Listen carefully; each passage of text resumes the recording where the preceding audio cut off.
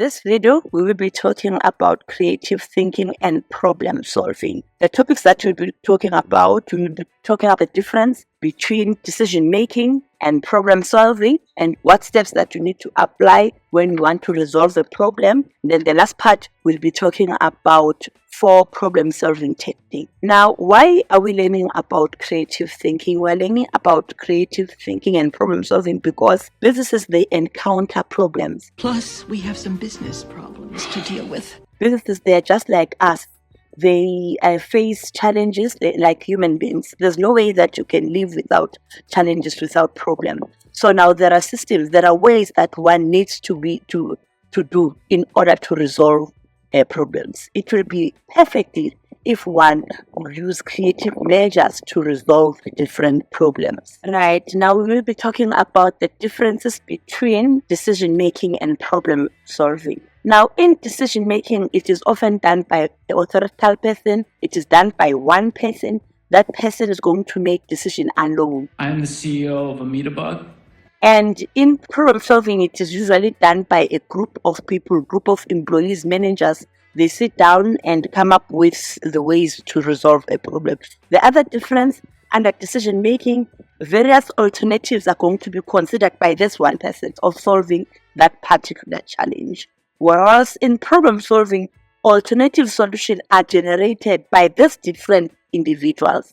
Now they're going to sit down and generate those different alternatives of solving that problem. And then the last part in decision making, it is a part of problem solving cycle. It is used when a business wants to resolve a problem. And under problem solving, it's a process of analyzing the situation, identifying the strategies that could bring a change, because there's no way that business cannot encounter challenges. So you need to have creative people, you need to have creative measures in order to resolve the problems. Then we are going to talk now about problem solving steps. Now, problem solving steps, you've done this in grade 11, you're very much familiar with it. Firstly, one needs to identify the problem. If you have a problem, you need to know, you need to acknowledge, you need to identify exactly what the cause of that problem.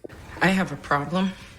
And the second step, we need to define the problem. Now, when you are defining problem, you need to name the problem. You need to state exactly what is the cause of the problem. You need to find the different ways, define it differently. And the third step, you need to identify the alternative solutions. Now, alternative solutions, you need to come with different ways of trying to resolve that particular problem. You need to use creative strategies. You need to generate wide range of solutions in order to resolve that particular problem. And the other thing, you need to focus on generating the ways to resolve a challenge. Then we go to step number 4. Step number 4, you need to evaluate alternative solutions. Since now you've identified, you need to come with different alternatives. What if I've tried that? What if I try that? Then you need to use critically evaluation, analytically think, use different skills for that particular solution. You need to consider the advantages and the disadvantages about that alternative solution that you have. And then step number 5, you need to choose the best from those alternatives down. You need to choose the best solution that will suit or that will resolve that problem perfectly. Then you need to set a criteria first for the best solution. You need to identify which solution will be suitable for that particular problem. You need to select the best solution that will match the size of that problem. And then we go to formulate an action plan. An action plan now, you need to kickstart, do that solution that you've chosen. You need to arrange necessary resources that are needed, delegate tasks to other people, ensure that alternative it is formulated, it is done. Right now, our last step, implement the action plan. Now, to implement now, since we've tried to come up with solution, we formulated an action plan, now we need to implement it now. Go, let's go, let's go, let's go! Check whether those solutions, do they solve that particular challenge that you assess whether the problem is being solved or not.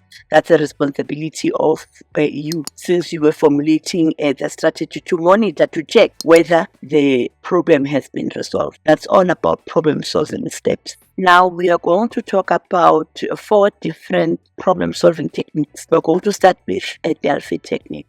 Now, when we talk about a Delphi technique, the business need to invite the panel of experts. I need an expert To research and just try to help them to solve the problems. Going to invite those panels.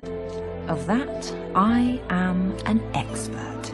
And then the expert, they don't have to be in the same place. The expert, they are going to be situated in different places. Maybe one in Bloemfontein, one in Cape Town, one in Durban, one in Pietermaritzburg. It will depend which enterprise find those panel way. And then the business need to sit down and formulate and draft a questionnaire. Then send this questionnaire to the panel and wait for the response of the panels. And we wait for them. And then after, when you receive the feedback from a panel, then you sit down, you summarize that response from the expert. Then we send the second questionnaire again to the expert. And then when you receive the second feedback from the expert, you sit down, you summarize it, you understand it. Then after you send the last one, do it 3 times. You send the last questionnaire to the panel. Then after you receive the response from panels, therefore it's then the business, they're going to decide based on those 3 feedbacks that they have from these different panels. Therefore the business is going to decide on the best solution that they will choose to resolve that particular challenge. For example, let's take for example, Dracula, we've got a problem of water. At times we don't have water at some other time. So now you'll find it now, what are we going to do as Dracula? We are going to draft a questionnaire and send it to the expert and then wait for a response. After they respond, we draft the second questionnaire, send it back to the expert. After they respond for the second time and for the third time, it's then we are going to consolidate all that information. Then we come up with a conclusion. Then we, Dracula, we're going to decide on what to do. It is the Delphi technique. What's the advantage of that? And now we've got advantages as well as disadvantages in terms of Delphi technique. Now, our advantages in terms of Delphi, positively, the business is going to make a correct decision because they are using expert advisors. And then the experts, they are not in one area, so no one is going to influence other one. So now the decision that's going to be taken by the expert differently is not influenced by a dominant person. And the information that is received from expert is used to solve complex business problems. And then experts will be honest. They don't have to lose anything. They don't have to gain anything. So they're going to give an honest opinion and they do not have a direct interest in the business. And then conflict may be avoided, because people, they are not going to work on the same area. They are differently, so the conflict won't arise. Experts are Qualified. And the last part, it reduces the noise level because they are not on the same area. They are placed differently. So noise level definitely is going to be less. And then the disadvantages in terms of Delphi technique, it is very expensive technique due to high administrative costs. Yes, it is. Because you're going to consolidate information, number 1. Number 2, number 3, it's very costly. And the second point, disadvantage, not all experts are willing or interested to give their feedback to the business. Don't tell me what to do. They've got their own stuff. They don't have time to do that. And then the third point, some experts might not have a depth knowledge about the problem that you are asking them. And the fourth point, the expert suggestion may not be considered by some of the employees. So now the consensus cannot be reached. Consensus, the agreement cannot be reached if people, they don't see eye to eye. Then the last one is time consuming. Yes, it is time consuming. You draft a questionnaire, you send it, you wait for the response. Draft the other one, you send it, you wait for the response. Draft the third one, you wait for the response. Then you're going to make a decision. Definitely, it is time consuming. That is the Delphi technique. Now that we have finished about this technique, how are you going to be assessed? At times you might be given a scenario. From that scenario, you read, they'll give you something like the expert assisted the business in terms of what. By seeing that expert, you'll know that this is Delphi technique. Definitely, then you are going to get 2 marks for that Delphi technique. then it will depend on the question. At times they will say, give the positive impact of Delphi technique or the negative impact, then you're going to answer according to that. Now we are going to talk about our second problem-solving technique, that is force field analysis. Force. Now, usually force field analysis, it is used to solve complex business problem, complex, difficult problem. And the businesses, they use this technique when they want to install change. Change begets change. For example, let's take Coca-Cola. They are producing these soft drinks, we know them, and now they are using 2-liter bottles. If they decide that they don't want to use that machinery that they were using, they want to change that machinery that used to pop up 2-liter. Now they want to change it to be 1.5 liters. So now to change that, it's very costly, or to change an industrial machine, it is very costly. So now they need to make a good decision. So now they're going to divide these managers. There will be managers that are going to represent positive forces, and there will be managers that will represent negative forces. Now others will say, yes, we want to change that industrial machine, and then others will say, no, we don't want to change that industrial machine. And every one or each of those people, either one represent positive forces or the one represent negative forces. If one gives a suggestion, we have to score that suggestion out of 5. And now, how do we apply force field? The business is going to divide their managers. There will be managers who are going to represent positive forces, and there will be managers who are going to represent negative forces. Let's take, for example, an enterprise like Coca-Cola. Coca-Cola, they want to change their machinery. They are no more interested in that machinery. That machinery gives them problems. So now they're going to divide. Others will say, yes, we want to change the machinery. Others will say, no, we don't want to change. So now each manager was going to give an idea. That idea, we're going to gauge it out of the score of 5. Let's take, for example, the one who represents positive forces, the one who's saying, yes, we are buying this machinery. And we'll say this one, we have to buy this machinery because there are too much breakdowns. Now, when we've got too much breakdowns, the workers, they're supposed to be paid while the machinery was not working, and it means the enterprise is going to lose twice. The production stops, at the same time we are paying the employees. So now out of the score, let's decide, out of score of 5, let's say we score this 5. And then the one for negative forces, the one saying, no, we are not going to buy the machinery because we don't have enough funds. If we don't have enough funds, therefore it's going to create a problem. So let us gauge funds. The funds are also important. Out of the score of 5, let's also give it a 5. Then the other manager for positive forces says, yes, let us buy this machinery because of technology. Now, even the customers, they want modified things. They want better things. So we need to be at par with what is needed outside. So let us it out of the score of 4. The one for negative force then says, no, let us not buy this machinery because if we buy new machinery, we have to train our employees. Now, to train our employees is going to take more funds. It's going to be more funds.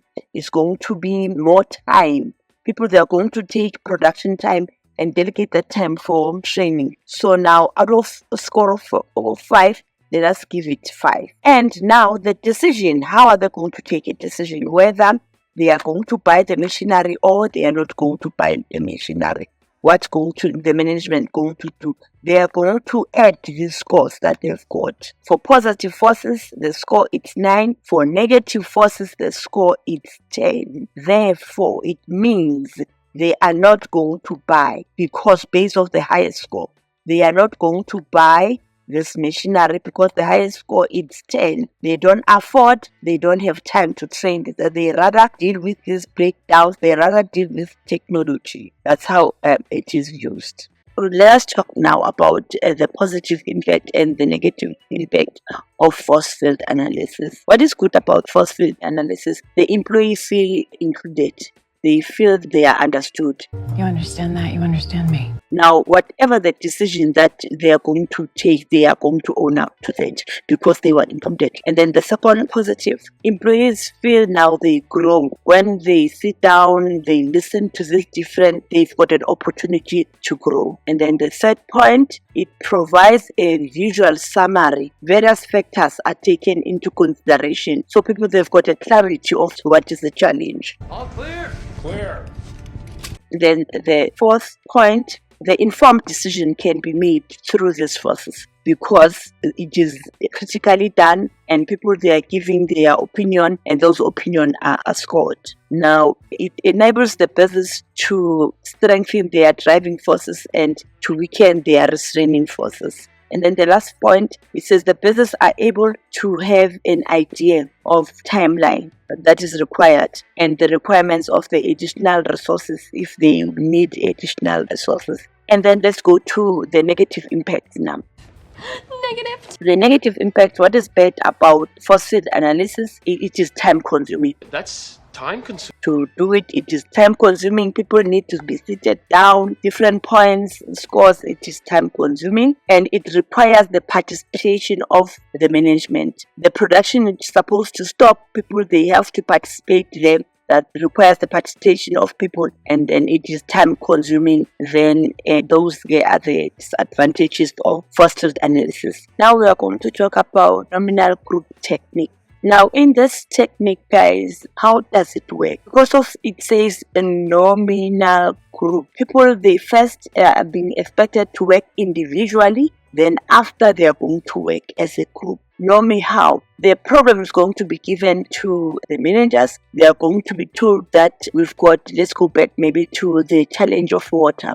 We've got a problem at Kapula because water, sometimes we don't have water and it is difficult to do some of the things, toilets and what, it's a disaster if you don't have water. So now managers are going to be given. Now what's going to happen in nominal group technique? The managers, they are going to work silently themselves and come up with their own way of solving that. Then after, they are going to be given a date, on a specific date, to come up with your own conclusions on how to go to deal with this problem with water. On that specific date, everyone is going to be there. Now, in the meeting, people are going to be divided. They are going to be divided in terms of groups.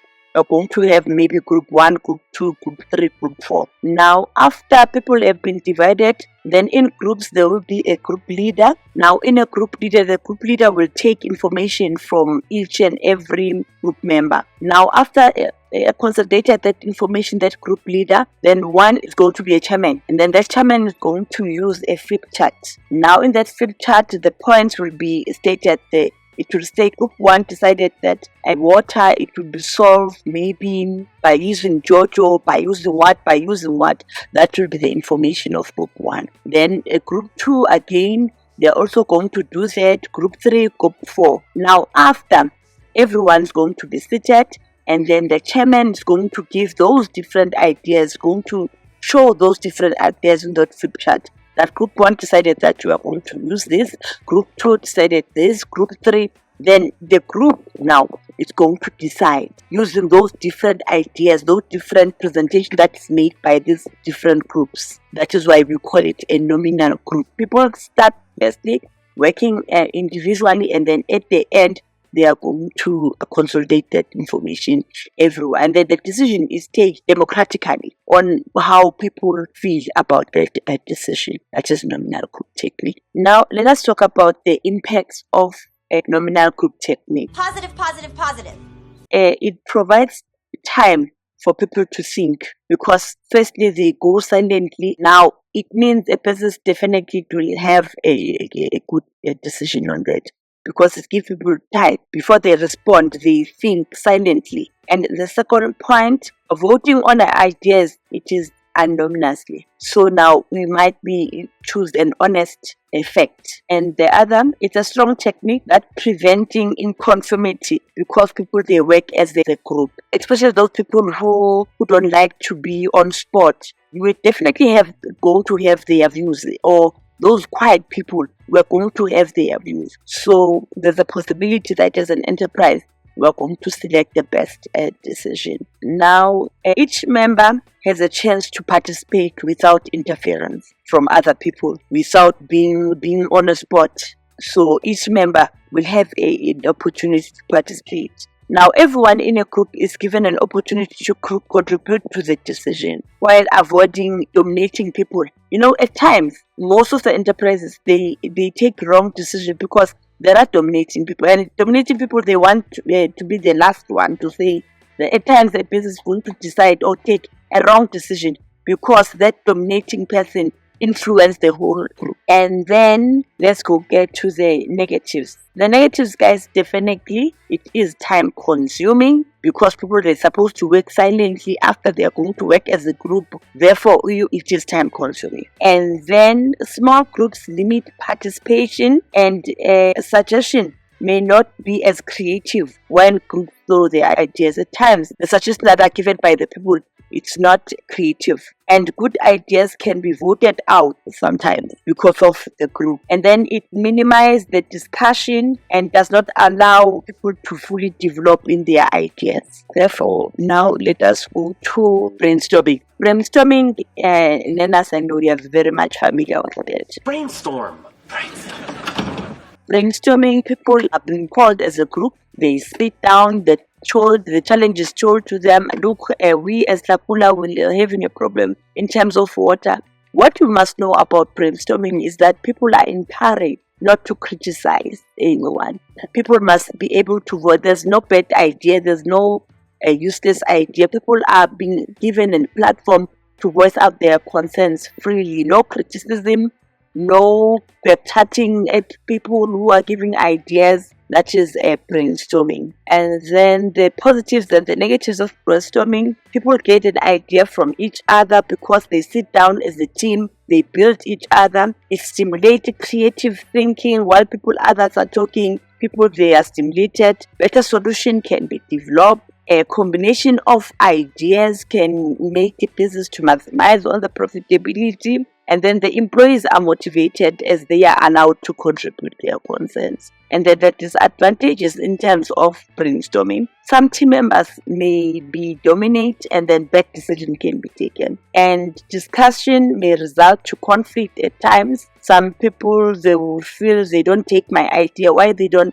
Conflict might arise because of a discussion. At times, fear of criticism may prevent people to voice out, to participate freely in their brainstorming session. And then brainstorming, it is time consuming. That is all about brainstorming. Now, since we finished about this 4 problem technique, now how are these techniques being assessed? You need to identify the way. Like, for example, under Delphi technique, you need to identify the aspect from the scenario.